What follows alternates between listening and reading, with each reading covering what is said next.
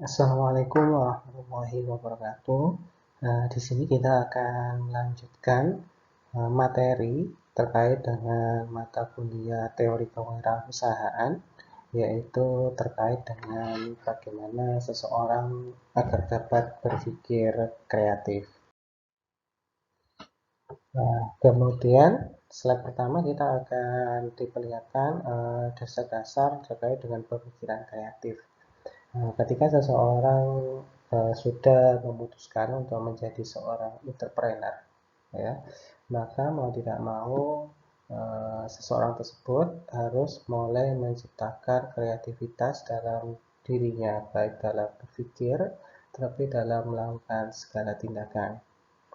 Nah, ketika seseorang tersebut mulai berpikir kreatif, ya, maka secara otomatis usaha atau bisnis yang dijalankan kemungkinan akan menemui titik terang yang cukup tinggi.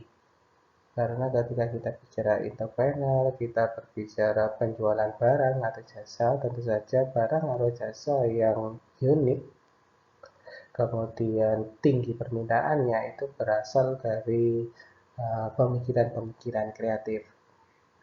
Sedangkan tanpa adanya kreativitas yang dimiliki oleh seorang entrepreneur, maka usaha atau bisnis yang diinginkan itu biasanya hanya bersifat angan-angan saja. Sulit untuk menciptakan pangsa baru, barang baru, kemudian konsumen baru yang tertarik terhadap barang atau jasa kita jika kita tidak ada sesuatu yang unik yang kita dapat dari kita berpikir kreatif. Di sini akan ditunjukkan apa kegunaan dari pola pikir kreatif. Setidaknya ada 6 hal di sini yang akan dijelaskan terkait kegunaan dari pola pikir kreatif bagi seorang entrepreneur.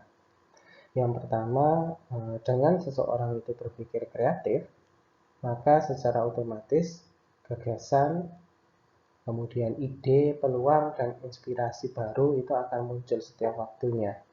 Tanpa ada pola pikir yang kreatif, maka gagasan, ide, peluang, atau inspirasi itu jarang muncul. Oleh sebab itu dengan adanya kreativitas ya, maka biasanya seorang entrepreneur ketika memiliki barang ataupun jasa yang nantinya ingin ditunjukkan atau dijual kepada konsumen, tentu akan selalu mengalami inovasi-inovasi di setiap waktunya. Berbeda dengan orang yang tidak memiliki kreativitas. Seorang entrepreneur yang tidak memiliki kreativitas itu biasanya bisa ditunjukkan dari barang atau jasa yang ditawarkan ke konsumen. Biasanya akan selalu monoton dari perusahaan awal itu berdiri sampai dengan perusahaan itu lama, hampir bahkan bangkrut. Biasanya barang yang dihasilkan hanya itu saja. Nah, tetapi sedikit berbeda ketika uh, seorang entrepreneur mulai berpikir kreatif, maka setiap waktunya barang yang ditawarkan tentu akan punya inovasi-inovasi baru. Nah, itu kegunaan yang pertama. Kegunaan yang kedua, mengubah masalah atau kesulitan dan kegagalan menjadi sebuah pemikiran yang cemerlang untuk langkah selanjutnya. Jadi ketika kita memiliki pola pikir kreatif, ketika ada masalah, kesulitan, hambatan, atau bahkan kegagalan, itu seorang entrepreneur tidak akan berusaha untuk menghindarinya. Ya, tapi bagaimana mereka bisa menghadapi masalah, kesulitan, kegagalan tersebut dengan pola-pola pikir kreatif mereka. Nah, contoh sederhananya katakanlah sebelum kita mengenal handphone, ya, mungkin seseorang dulu ketika ingin menghubungi antar orang, dia akan pakai telepon rumah ataupun telepon rumah. Nah, sehingga ketika katakanlah saya ingin menghubungi Anda atau Anda ingin menghubungi saya harus ada di bangunan atau rumah ataupun kantor yang ada teleponnya dulu. Sehingga aktivitas mobilnya itu tentu akan apa namanya sedikit ya. Aktivitas kita telepon, aktivitas kita berbicara dengan satu orang ke orang lain itu tentu akan sangat terhambat. Nah, di sini adalah suatu masalah atau kesulitan tersendiri nantinya. Nah, bagi seorang entrepreneur, masalah seperti itu ketika dia memulai memiliki pola pikir yang kreatif, maka tentu saja masalah tersebut akan dibuat menjadi sebuah peluang nantinya. Nah, jadi seorang entrepreneur yang berpikir kreatif tidak menganggap masalah, kesulitan, bahkan kegagalan baik yang dilakukan oleh individu ataupun orang lain itu bukan yang harus dihindari ya, tapi harus diselesaikan dan ditemukan cara menyelesaikannya sehingga nantinya bisa bermanfaat baik bagi diri sendiri ataupun untuk orang lain. Kemudian yang nomor 3 itu dikatakan manfaat berpikir kreatif itu adalah menemukan solusi yang inovatif. Ya. Setiap masalah jelas pasti akan ada solusinya. Nah, tapi di sini ada sedikit perbedaan. Bagaimana orang yang berpikir kreatif dalam menyelesaikan uh, permasalahan dan solusi-solusi yang diberikan. Nah, biasanya orang yang berpikir kreatif ketika ada masalah dia mampu memberikan solusi-solusi yang out of the box biasanya sehingga orang lain merasa tertarik dan antusias untuk melakukan atau mendengarkan solusi dari orang yang berpikir kreatif tersebut. Kemudian yang keempat, menemukan suatu kejadian yang belum pernah dialami atau yang pernah menjadi sebuah penemuan baru. Nah, dengan adanya pemikiran-pemikiran kreatif ini, seorang entrepreneur akan diajak untuk berpikir di luar kebiasaan atau yang kita sebut tadi off the box ya. Jadi mereka diminta untuk menyelesaikan permasalahan, membuat suatu solusi di mana lain daripada yang lain. Ketika mereka memiliki ide-ide atau pola-pola kreatif seperti itu ya, maka biasanya akan tercipta beberapa penemuan-penemuan baru. Kemudian ketika menemukan solusi-solusi atau penemuan-penemuan baru, maka di situ yang kelima menggunakan berpikir kreatif tentu nanti akan datang yang namanya teknologi baru. Seperti tadi yang kita bilang terkait telekomunikasi yang sebelumnya kita menggunakan telepon rumah ataupun telepon umum yang harus tertancap pada suatu kabel ya. Kemudian karena ada beberapa orang yang berpikir kreatif, entrepreneur yang berusaha berpikir kreatif, mulai ada pager, kemudian kita mengenal mobile phone yang kita bisa bawa kemana-mana. Hal-hal tersebut merupakan teknologi baru yang didapat dari pola pikir kreatif. Kemudian di sini mengubah keterbatasan yang ada sebelumnya menjadi kekuatan atau keunggulan. Nah, di sini orang yang berpikir kreatif akan berusaha melihat sudut pandang keterbatasan itu bukan menjadi suatu permasalahan, tapi bagaimana melihat keterbatasan itu nanti akan menjadi suatu peluang besar baginya untuk mendapatkan keuntungan yang memang ingin dicari. Nah, itu adalah beberapa pola pikir kreatif yang mana pola pikir kreatif ini memberikan banyak kegunaan mendasar. Setidaknya tadi ada 6 penjelasan. Dalam menemukan kreativitas, baik dalam berpikir atau dalam bertindak bagi seorang entrepreneur atau individu, akan terdapat beberapa hambatan yang nantinya muncul. Nah, di sini kita akan membahas beberapa hambatan seseorang untuk menuju ke tingkat kreativitas. Setidaknya di sini nanti kita akan menjelaskan ada 5 hambatan kreativitas, mulai dari hambatan persepsi, emosi, kultural, lingkungan, sampai dengan intelektual. Yang pertama kita akan membahas kreativitas itu memiliki hambatan. Hambatan pertama itu adalah hambatan persepsi. Nah, hambatan persepsi itu seperti apa? Di sini dijelaskan bahwa hambatan ini merupakan hambatan yang nantinya membuat manusia itu sulit untuk mempersepsikan masalah atau menangkap informasi yang relevan. Nah, dengan adanya hambatan persepsi ini, maka biasanya beberapa orang itu akan kesulitan untuk menangkap informasi-informasi yang ada di lingkungan sekitarnya. Nah, sehingga dalam penyelesaian masalah, ketika entrepreneur memiliki hambatan persepsi ini, mereka tidak akan mendapatkan beberapa ide inovatif untuk menyelesaikan masalah yang muncul nantinya. Nah, ketika diperjelas hambatan persepsi yang seperti apa yang biasanya muncul pada pola perilaku entrepreneurship, setidaknya ada dua hambatan persepsi yang sering muncul. Yang pertama adalah pola pikir stereotip, dan biasanya yang kedua adalah terlalu banyak atau sedikitnya informasi yang didapat oleh seseorang entrepreneur. Nah, di sini kita akan membahas satu persatu yang kita sebut dengan pola pikir stereotip. Ya, untuk menjadi entrepreneur dibutuhkan pemikiran-pemikiran baru di dalamnya. Diharapkan seorang entrepreneur itu mampu berpikir lain daripada yang lain. Nah, ketika seseorang masih terjebak dalam pola pikir stereotip, ya, maka secara otomatis pengembangan jiwa kewirausahaannya ya hanya sebatas dengan apa yang biasanya dia pikirkan saja, tidak mencoba untuk mencari hal-hal yang baru.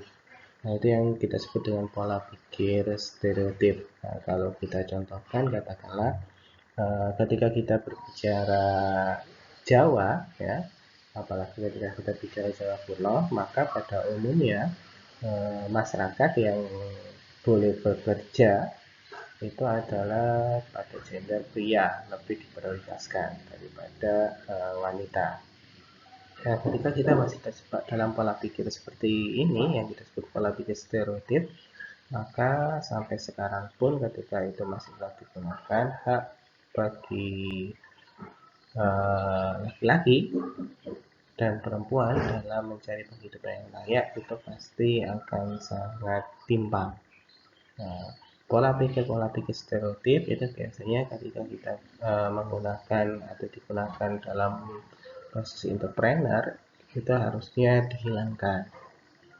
Mencoba mencari pemikiran-pemikiran baru yang jauh lebih bermanfaat baik dari pribadi ataupun untuk orang lain. Nah, kemudian hambatan persepsi yang kedua itu biasanya sebagai seorang entrepreneur memang tidak boleh memiliki informasi yang seadanya saja terhadap katakanlah suatu barang atau produk yang ingin dihasilkan. Tapi juga tidak dibenarkan apabila seorang entrepreneur itu terlalu detail, bahkan informasi yang tidak terlalu berguna mereka sampai mencarinya terhadap suatu barang atau jasa. Kenapa? Karena ketika informasi yang nantinya didapat katakanlah terlalu sedikit, maka secara otomatis mereka pasti akan kesulitan dalam berhubungan dengan koleganya, dalam memasarkan produknya, seperti itu. Akan tetapi ketika informasi yang didapatkan itu mungkin terlalu banyak terhadap suatu barang yang ingin dijualnya, maka biasanya seorang entrepreneur tidak akan jauh lebih fokus. Nah, jadi di sini diharapkan seorang entrepreneur itu memang harus memiliki informasi, tapi informasi yang sekiranya berguna terhadap penjualan barang atau jasa yang ingin ditawarkannya. Tidak diperkenankan memiliki informasi yang berlebihan, juga tidak diperkenankan untuk memiliki informasi yang kurang. Nah, itu adalah dua jenis hambatan persepsi. Yang pertama hambatan stereotip dan yang kedua adalah hambatan persepsi. Nah, di sini kita akan sedikit mencontohkan terkait hambatan stereotip, ya. Nah, di sini dimisalkan katakanlah Anda sedang menumpang sebuah pesawat, ya, yang dimana tiba-tiba pesawat tersebut harus mendarat darurat. Ya, karena ada suatu permasalahan, maka pesawat tersebut harus mendarat darurat. Dan pada saat itu mendaratnya ada di gurun pasir. Nah, Anda diindikasikan adalah satu-satunya penumpang yang selamat.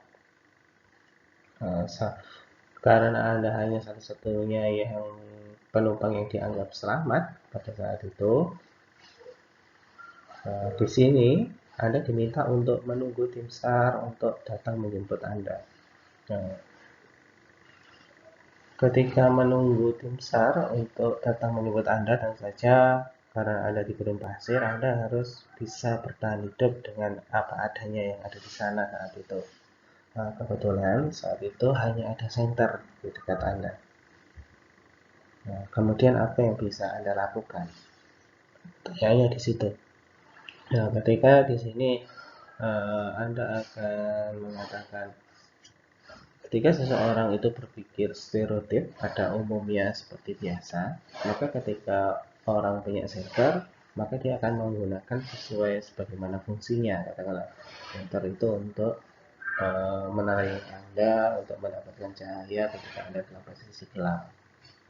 Nah, akan tetapi di sini kan Anda diminta untuk bertahan hidup dan Anda hanya memiliki senter dan Anda ada di gurun pasir, katakanlah seperti itu.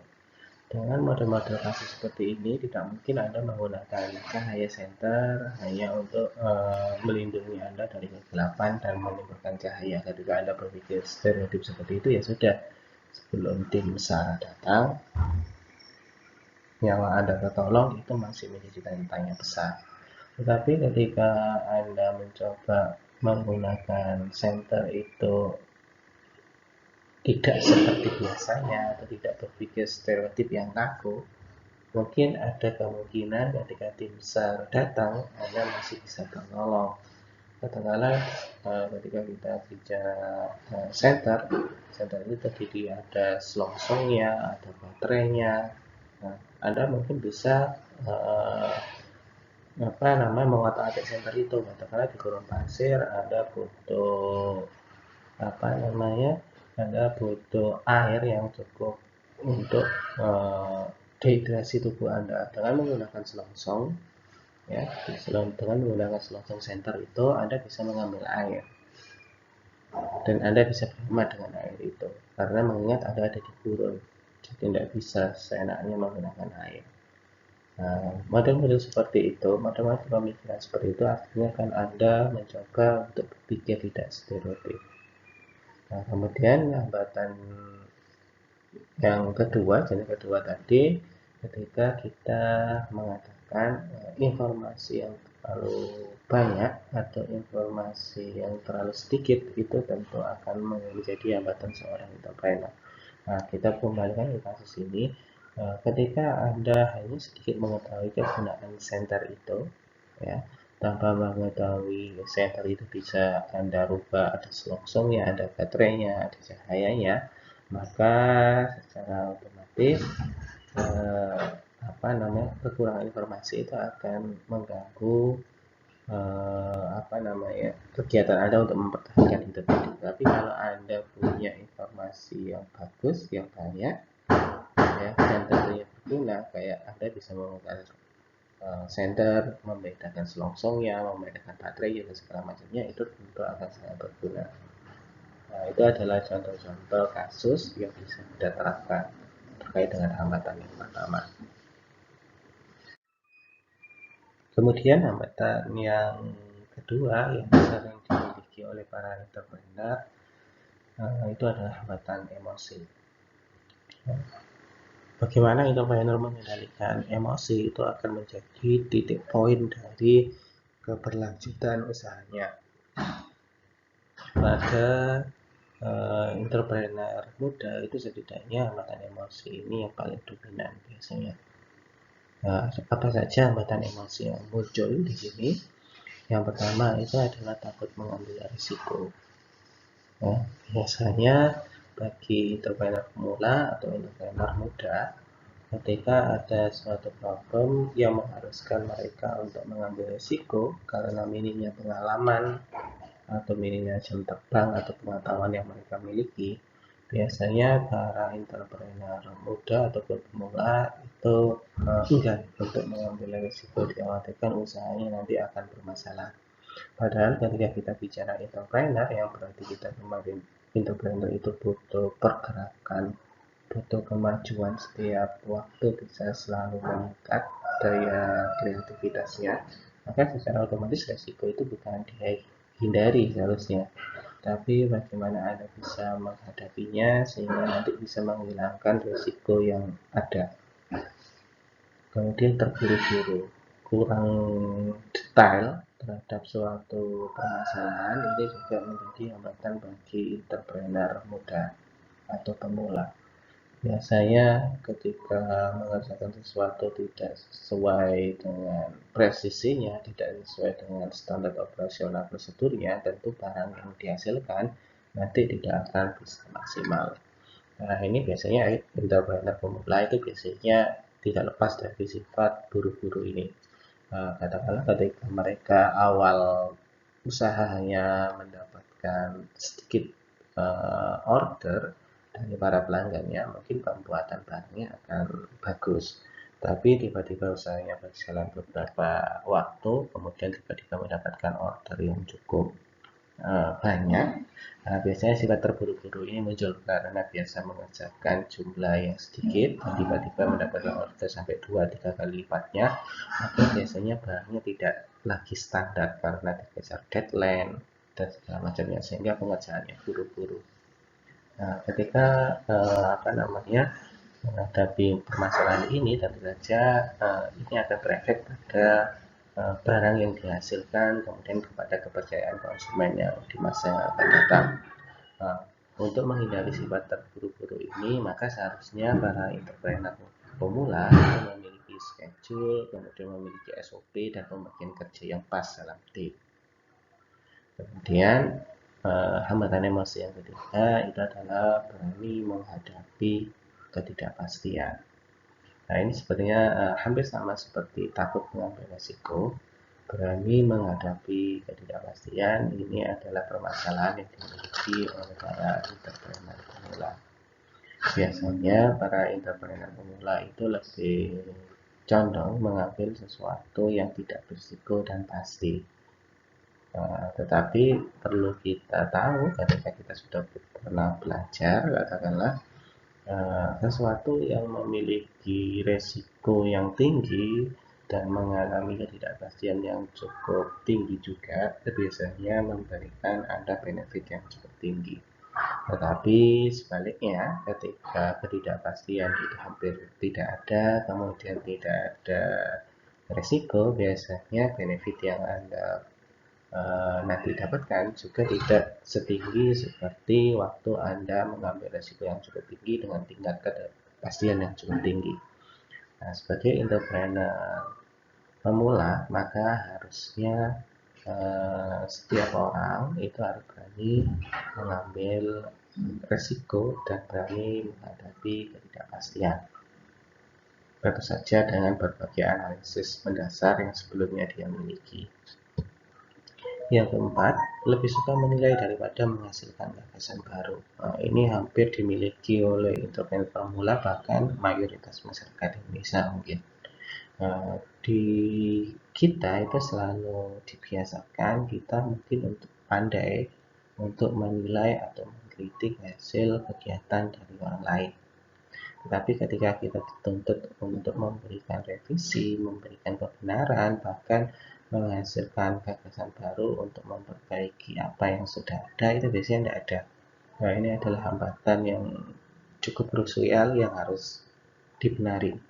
Nah, jadi seharusnya sebagai seorang entrepreneur, selain Anda bisa menilai dan Anda bisa mengkritik terhadap suatu barang atau jasa atau apapun itu, maka seharusnya Anda juga mampu memberikan masukan atau menghasilkan gagasan baru untuk meningkatkan kualitas produk yang sedang dibangun. Kemudian kurang tantangan. Nah, tantangan itu diperlukan bagi setiap entrepreneur untuk membuat dirinya semakin maju. Ketika tidak ada tantangan, tidak ada persaingan, maka secara otomatis kedewasaan dalam melakukan usaha itu tidak akan sebagus seperti para entrepreneur yang dia sudah setiap harinya menerima tantangan dan membuat dia menjadi seorang entrepreneur yang lebih bersikap dewasa. Oke, hambatan selanjutnya yang muncul itu adalah hambatan kultural. Ya. Salah satu hambatan kultural yang paling umum itu biasanya ada dua. Takut tampil beda, ya. Itu takut mengambil atau mengungkapkan gagasan yang mungkin nantinya dianggap kontroversial. Nah, ini mau tidak mau harus Anda hindari ya. Hambatan-hambatan kultural ini Anda, jerat-jerat kultural ini harus Anda lalui. Sebagai entrepreneur memang syarat utama adalah Anda harus tampil beda dan mampu menciptakan pasar yang nantinya harapan utamanya seperti itu. Sehingga keuntungan pasti akan akan lari kepada Anda. Nah, hambatan kultural yang dikatakan di sini dikatakan bahwa seseorang itu biasanya takut ya, atau enggan untuk tampil beda daripada yang lain. Nah, artinya bersifat tidak seperti biasanya itu biasanya dianggap aneh bagi sebagian orang. Ya, maka banyak orang yang dia menjadi follower nantinya, jarang yang menjadi kreator. Kenapa ya? Karena ada hambatan kultural yang muncul. Mereka tidak sanggup untuk berani tampil beda.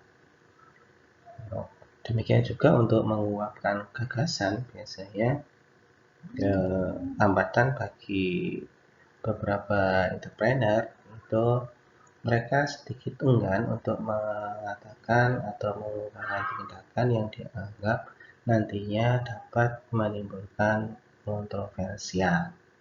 Nah, contoh hambatan kultural katakanlah bagi perusahaan besar yang semula menjadi hambatan kultural tapi akhirnya mampu dilewati dan sukses, itu adalah salah satunya ketika kita bicara air mineral ya. Ketika kita membicarakan air mineral, terutama ketika kita berbicara dalam skup negara, kita akan bilang Indonesia. Sebelum kita mengenal air mineral yang ada di kemasan, tentu saja orang akan agak sedikit berpikir aneh. Menjual air di mana di suatu negara itu sudah melimpah air dan itu dijual dalam suatu kemasan. Nah, itu adalah salah satu contoh produk yang dia bisa melewati hambatan kultural. Ya, dia mencoba memberikan servis jasa dan barang di mana sebenarnya jasa dan barang itu tidak diperjualbelikan. Karena ketika kita bicara air, air itu adalah sifatnya gratis, terutama di Indonesia yang kaya akan air mineralnya. Nah, tetapi beberapa perusahaan air mineral, karena kita akan menyebutnya Aqua, seperti itu. Aqua akan berusaha gimana caranya mereka bisa mendapatkan keuntungan dari sesuatu yang biasa dia anggap normal dan diubah menjadi sedikit tidak normal, yaitu menjual air dalam bentuk kemasan.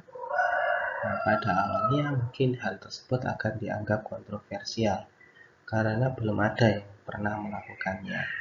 Tetapi ketika mereka bisa menemukan pangsa pasarnya, tahu ritme kerjanya, kemudian bisa menghasilkan barang yang berkualitas, maka kita akan tahu sampai sekarang bahwa ketika kita bicara air mineral yang dibungkus dalam satu kemasan, itu tidak akan menjadi aneh.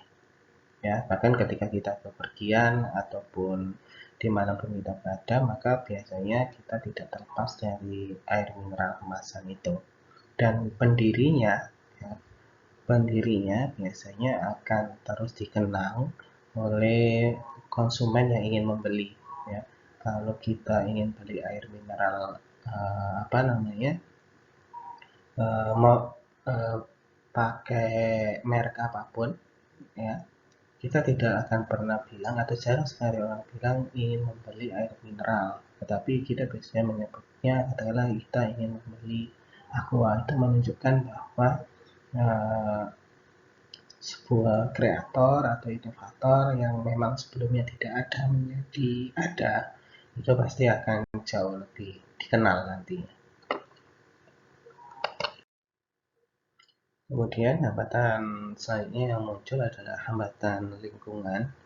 Ya, tentu saja ketika Anda ingin menjadi entrepreneur, ada sarana prasarana yang harus mendukung Anda.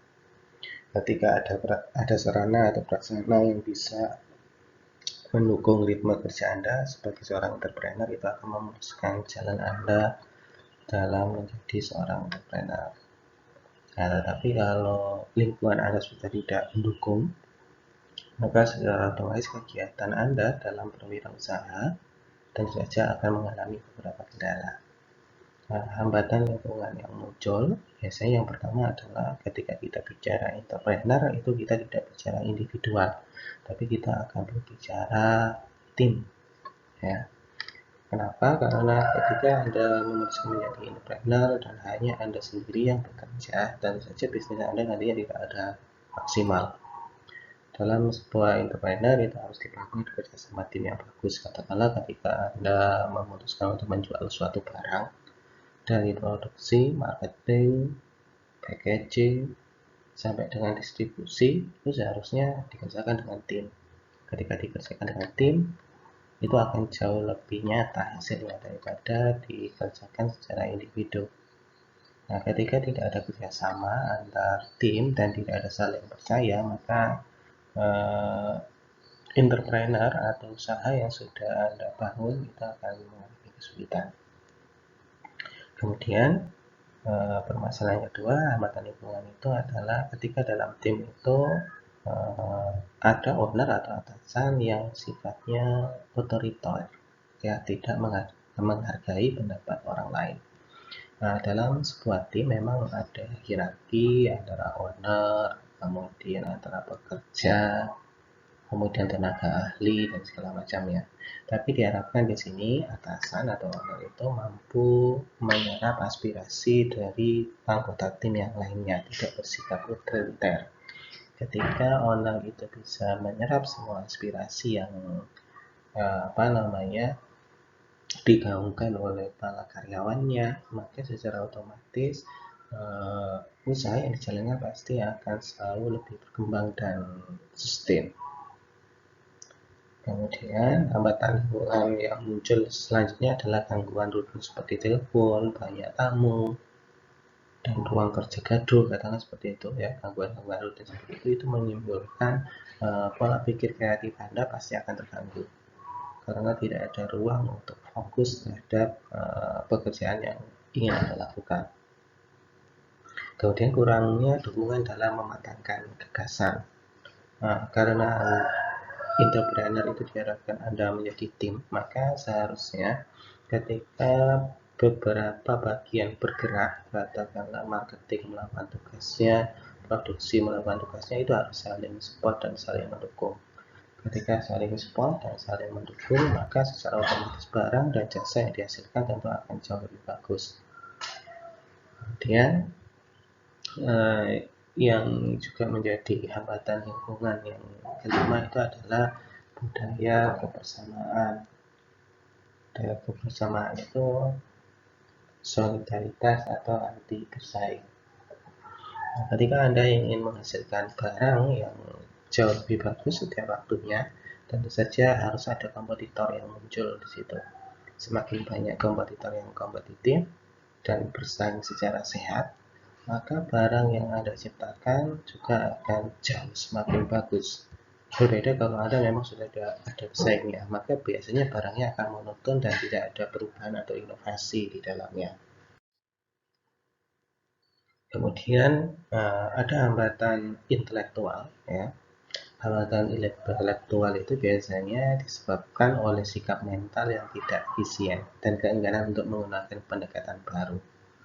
Ya, karena Anda sudah memutuskan menjadi entrepreneur, maka hambatan intelektual ini harus dihindari. Ya, karena Anda harus dituntut untuk berpikir kreatif, berbeda dari orang kebanyakan, yang nantinya diharapkan Anda bisa memecahkan masalah dengan pendekatan-pendekatan baru yang Anda punya. Nah, hambatan intelektual sendiri di sini, ya setidaknya di sini ada 4. Yang pertama adalah kecenderungan yang sangat kuat untuk mempertahankan tradisi. Nah, itu salah satu contoh adalah hambatan intelektual yang harus dihilangkan. tradisi yang tertanam itu biasanya sangat sulit untuk dihilangkan.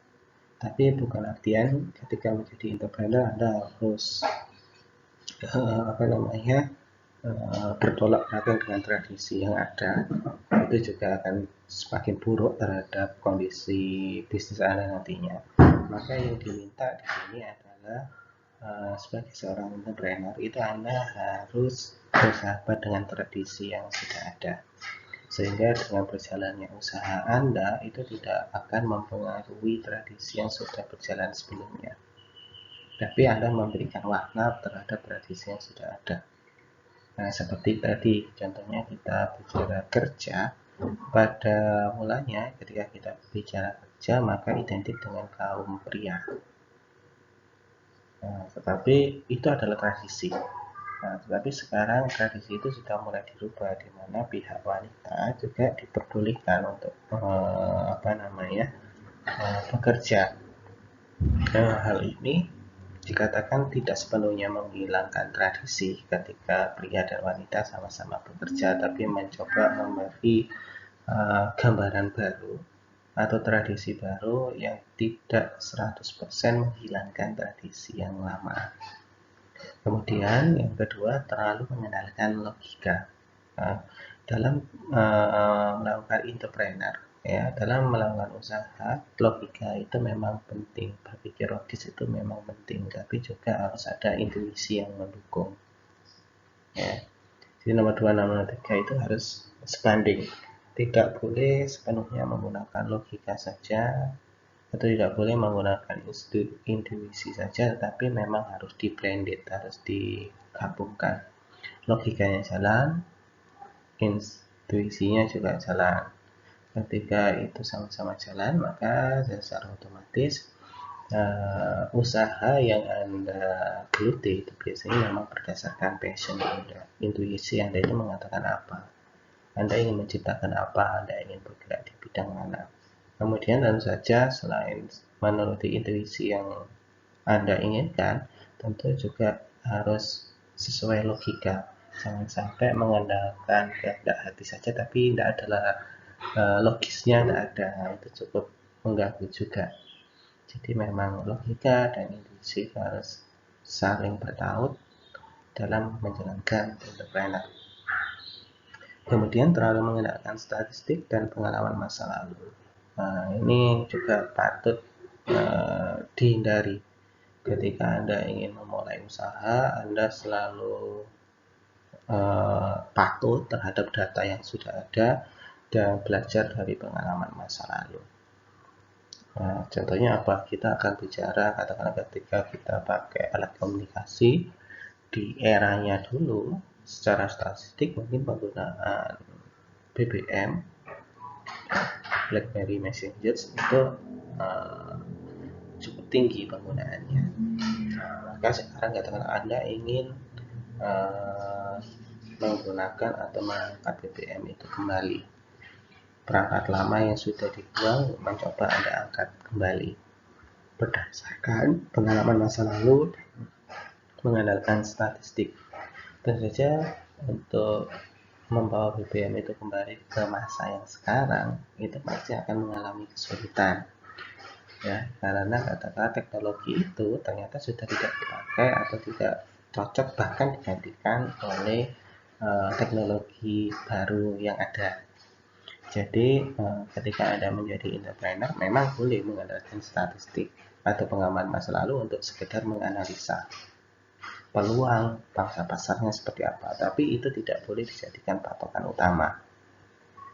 Itu adalah hambatan intelektual. Setidaknya kita punya ini, ya, kreativitas itu ada faktor penghambatnya, tetapi juga di sisi lain ada faktor pendorongnya.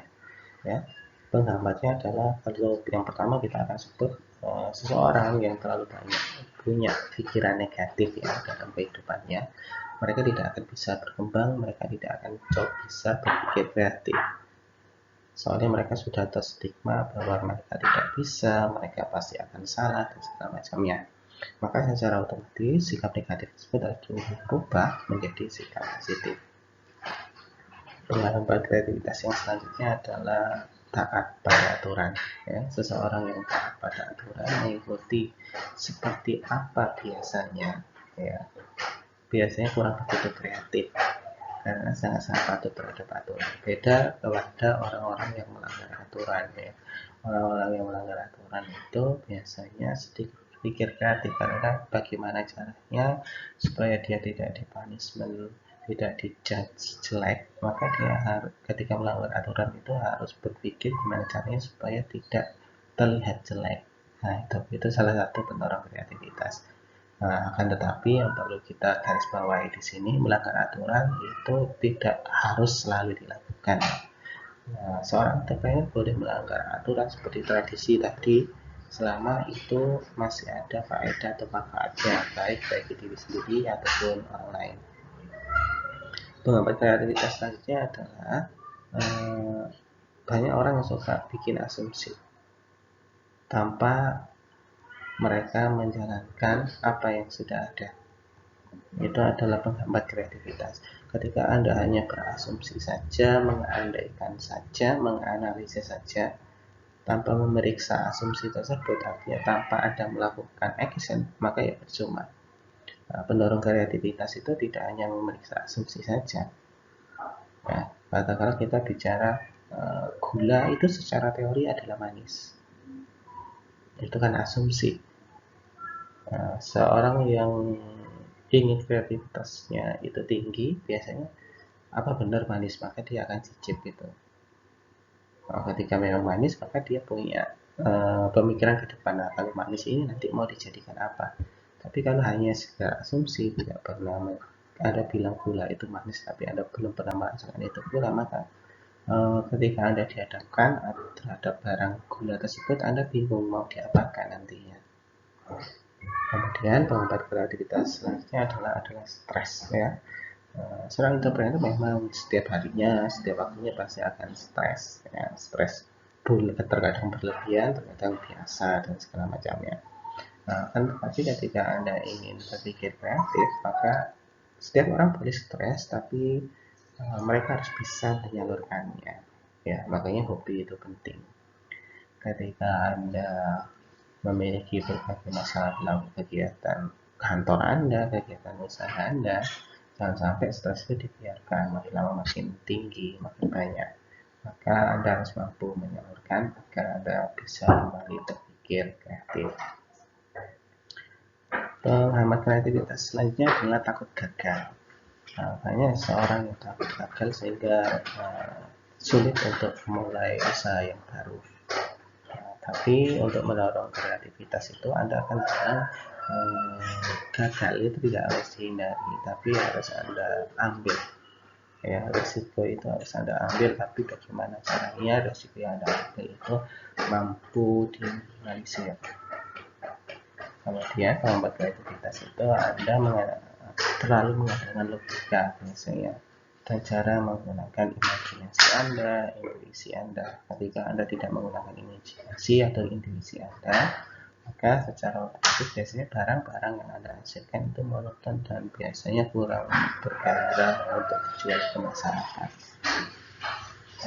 Tidak ada sentuhan intuisinya dan Anda mengandalkan hitungan-hitungan atau logika saja. Nah, itu adalah salah satu beberapa penghambat dan pendorong kreativitas. Nah, di sini ada yang dijelaskan. Jadi yang disebut kreativitas itu yang seperti apa? Nah, di sini setidaknya ada beberapa penjelasan yang kita masuk kreativitas bagi seorang entrepreneur itu. Yang pertama di situ dikatakan kreativitas itu bukanlah semata-mata untuk memecahkan masalah,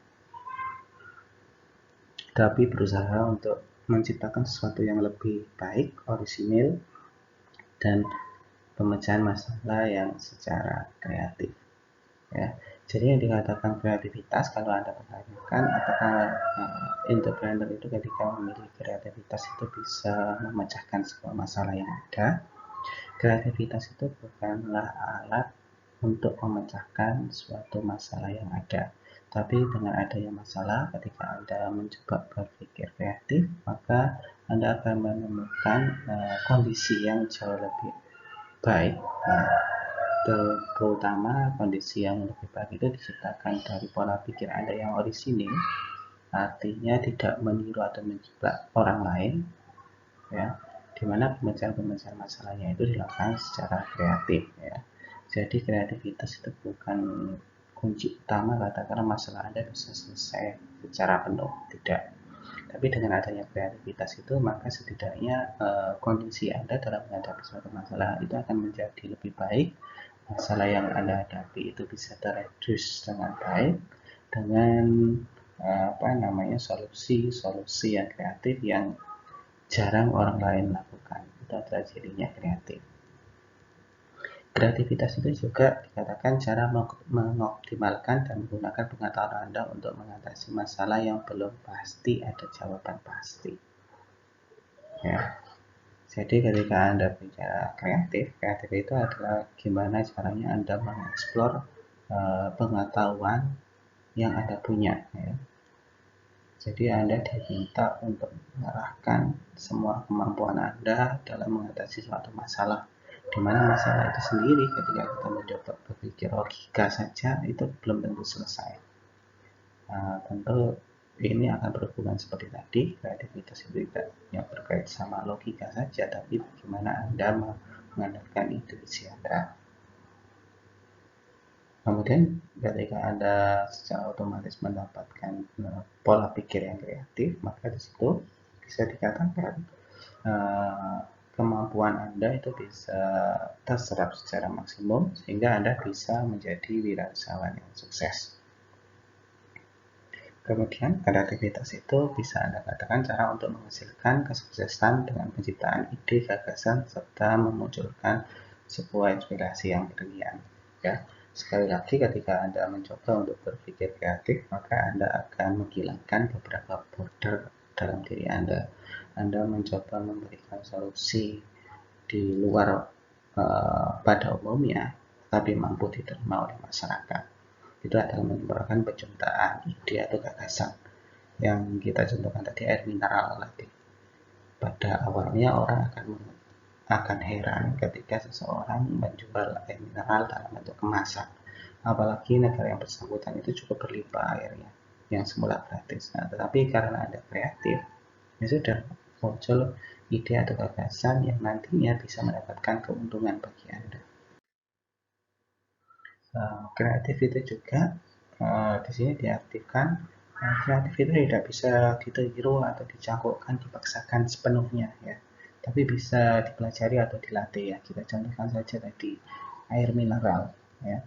Untuk meniru kesuksesan katakanlah Aqua sebagai pendiri, katakanlah kalau kita bilang di Indonesia pendiri air mineral pertama, ya, ketika memang ingin meniru menduplikasi secara penuh produk dari Aqua dengan beberapa latihan dan mempelajari teknologinya itu mungkin bisa.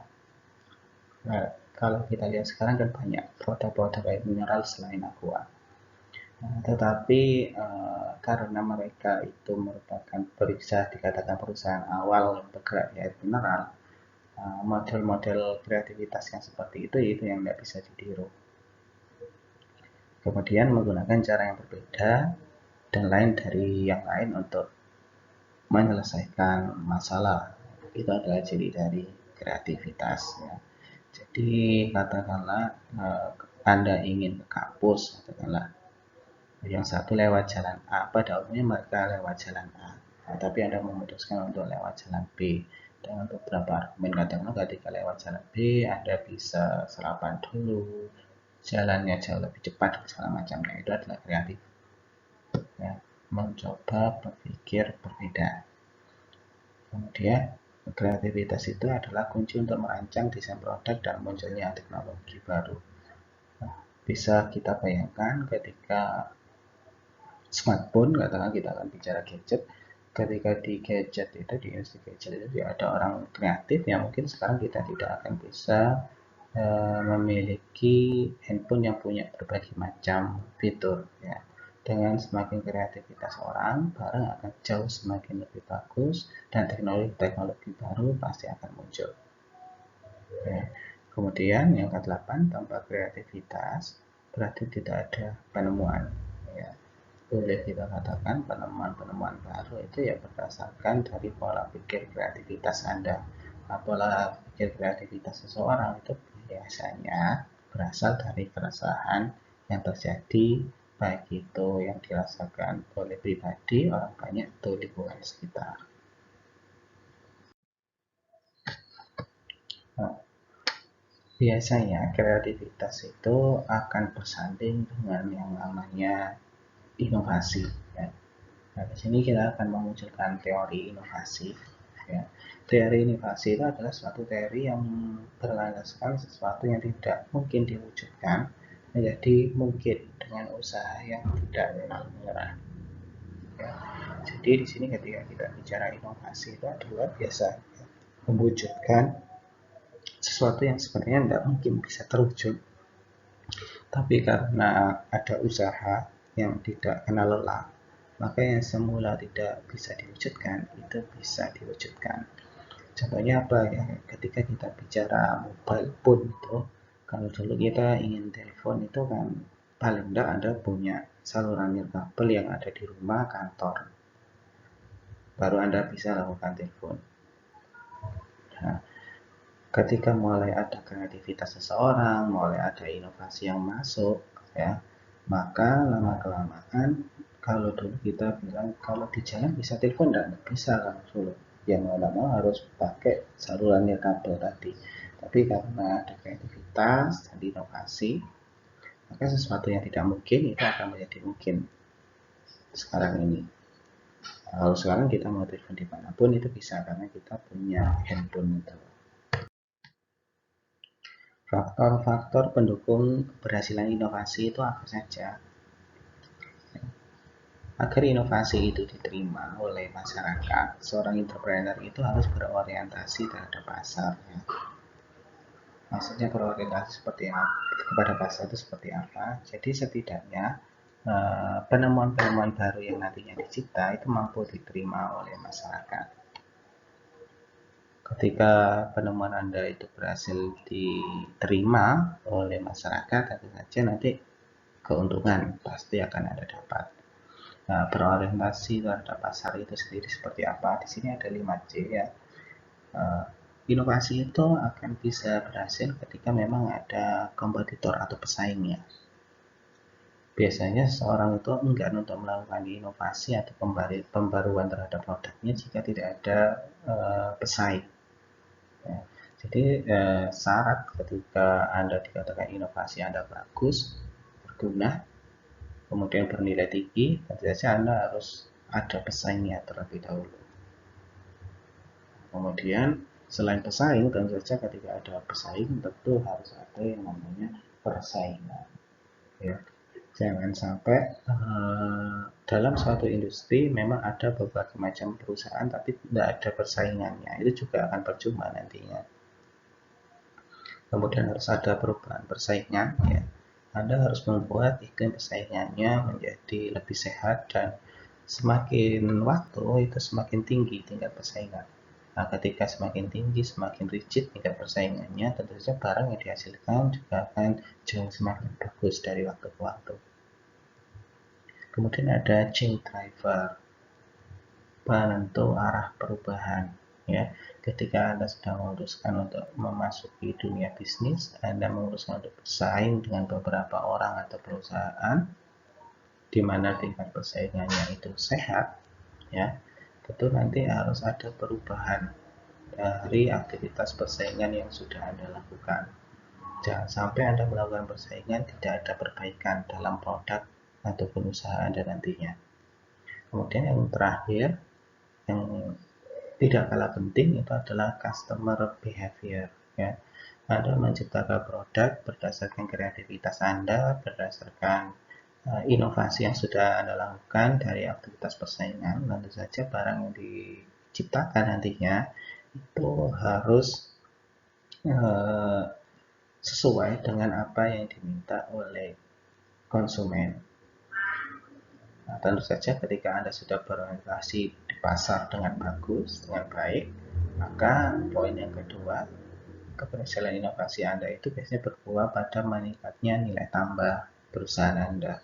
Ya, perusahaan Anda karena barang yang Anda ciptakan itu makin kompetitif, makin bagus daripada perusahaan lainnya atau orang lainnya yang menciptakan, kemudian uh, dengan harga yang terjangkau, katakanlah, maka secara otomatis konsumen itu akan lebih suka terhadap barang Anda. Ketika konsumen itu lebih suka terhadap barang Anda, tentu saja, nah itu yang kita katakan nilai tambah perusahaan Anda itu pasti meningkat. Dengan meningkatnya kualitas barang, maka secara otomatis meningkat pula keuntungan yang Anda dapat. Nah, inovasi atau beberapa aktivitas untuk menciptakan barang yang jauh lebih bagus itu tentu saja tidak terlepas dari yang namanya efisiensi dan efektivitas. Ya, ketika Anda berbicara ingin melakukan perubahan terhadap kualitas barang, ingin melakukan inovasi, tentu Anda harus pikir dulu efisien tidak, kemudian efektif tidak. Jangan sampai Anda menciptakan atau mengupgrade barang Anda itu butuh modal yang cukup besar yang mengakibatkan biaya produksinya tidak efisien dan diperparah dengan ternyata ketika produk itu jadi tidak efektif, artinya masih kalah dengan produk pesaing dan tidak diminati oleh konsumen. Nah, jadi ketika ingin membuat inovasi, maka perlu efisien juga serta efektif enggak. Harus sejalan dengan visi dan misi perusahaan, itu sudah pasti. Ya, ketika Anda ingin melakukan inovasi, ya setidaknya inovasinya jangan melenceng terhadap visi misi yang sudah dimiliki oleh perusahaan. Katakanlah Anda perusahaan bohlam. Nah, ketika Anda punya perusahaan bohlam, Anda ingin melakukan inovasi, inovasinya ya tidak jauh-jauh dari lampu ataupun bohlam. Nah, itu yang kita sebut harus sejalan dengan visi misi perusahaan. Seperti halnya kreativitas, ya, inovasi ternyata juga memiliki sumber pendorong kapan inovasi itu nantinya akan terjadi. Yang pertama di sini dikatakan, ketika mulai ada gap antara permintaan dan penawaran terhadap barang atau jasa yang terjadi di masyarakat. Nah, ketika permintaan katakanlah jauh lebih besar daripada penawarannya, tentu saja di sini harus ada inovasi yang muncul. Bagaimana caranya memenuhi kebutuhan masyarakat yang cukup tinggi sedangkan produksinya terbatas. Nah, tentu saja ini nanti akan menjadi inovasi bagi perusahaan. Begitu juga sebaliknya, ketika penawarannya terlalu tinggi tapi tidak ada yang minta di masyarakat, maka sebagai seorang entrepreneur mereka juga harus berinovasi bagaimana caranya agar barang yang mereka ciptakan nantinya mampu terserap sempurna oleh masyarakat. Kemudian pendorong terjadinya inovasi yang kedua itu adalah penciptaan barang karena kecenderungan. Ya, pendorong inovasi itu biasanya karena ada tren dalam suatu masyarakat. Nah, katakanlah ketika kita bicara ya Indonesia katakanlah trennya sekarang bagi anak-anak muda adalah K-pop, katakanlah. Maka di situ ada inovasi-inovasi yang mulai muncul dalam fashion yang ada di Indonesia. Katakanlah kiblat patokannya sekarang ketika berpakaian ya sudah menggunakan pakaian-pakaian yang digunakan katakanlah oleh artis-artis K-pop itu. Maka perlu ada inovasi. Bagaimana mengubah style bajunya, bagaimana mengubah dandan rambutnya, make up-nya yang menyesuaikan dengan tren yang sudah ada. Jadi tren itu merupakan salah satu titik poin dalam melakukan inovasi. Kemudian ketika ada perubahan, maka secara otomatis inovasi itu perlu ada. Ya, ketika ada perubahan, maka inovasi itu wajib ada. Ya, contohnya apa? Contohnya adalah ketika kita kuliah atau belajar itu lebih suka dengan offline. Nah, tapi sekarang karena ada pandemi, bukan berarti ketika ada pandemi Anda tidak harus atau tidak wajib belajar, wajib belajar harus, tetapi ada perubahan yang semula offline menjadi katakanlah daring. Nah, ketika menjadi online atau daring, tentu ada beberapa inovasi-inovasi yang muncul nantinya. Katakanlah Anda belajar tidak harus bertemu dengan dosen, Anda melakukan pengumpulan tugas tidak harus dikumpulkan kepada dosen atau ditumpuk di meja dosen, tapi harus ada perubahan-perubahan. Pengumpulan tugasnya bisa dilakukan lewat aplikasi atau email, sedangkan kuliahnya bisa dilakukan dengan media-media Zoom, Google Meet, dan segala macamnya. Itu adalah yang menyebabkan terjadinya inovasi, perubahan. Masalah yang belum terpecahkan dalam jangka waktu yang lama, ya. Inovasi itu juga bersumber dari beberapa masalah yang sifatnya cukup rumit dan sulit untuk terrealisasikan pemecahannya. Maka inovasi itu akan muncul.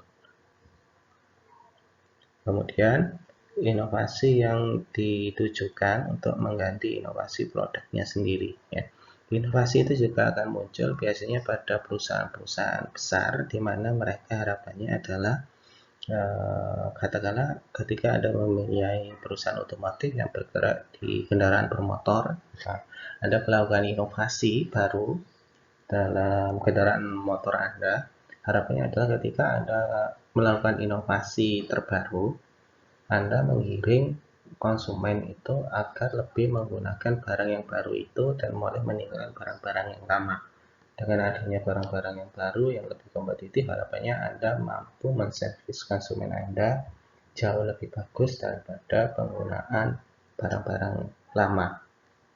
Ya, inovasi tujuannya menggantikan barang-barang lama yang katakanlah kurang begitu kompatibel, kurang begitu maksimal penggunaannya, maka itu dianggap inovasi yang bagus. Nah, ini diterapkan di berbagai perusahaan besar, terutama katakanlah telekomunikasi, otomotif, itu selalu ada inovasi. Biasanya kalau Anda amati tiap tahunnya pasti dia akan mengeluarkan inovasi baru. Harapannya ya tadi memperbaiki produk yang nantinya agar si konsumen itu akan jauh lebih suka terhadap perbaikan yang sudah dilakukan melalui inovasi tersebut. Oke, demikian materi kita hari ini yang terkait dengan kreativitas, di mana kreativitas itu nantinya akan bersanding dengan inovasi. Maka setidaknya sebagai seorang entrepreneur, kreativitas dan inovasi itu adalah modal awal Anda selain niat untuk menjalankan bisnis usaha Anda, untuk menjadikan Anda sebagai seorang entrepreneur yang mapan. Terima kasih. Wassalamualaikum warahmatullahi wabarakatuh.